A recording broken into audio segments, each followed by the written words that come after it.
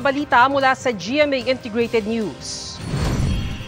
Tuloy-tuloy ang pagdagsa ng mga deboto sa ikalawang araw ng pahalik sa Itim na Nazareno bilang paghahanda sa traslasyon. Ipatutupad sa lungsod ng Maynila ang gun ban pati liquor ban simula bukas. Tatagal yan hanggang sa Miyerkules.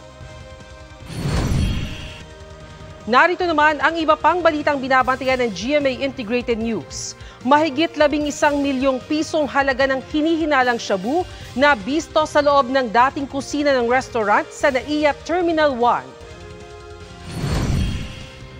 Bicol, Eastern Visayas, Quezon, Dinagat Islands at malaking bahagi ng Surigao nakararanas ng pag-ulang dulot ng shear line o easterlies ayon sa Pag-asa. At sa 24 oras weekend ang sinapit ng MMDA enforcer na nanita ng motoristang dumaan sa EDSA busway.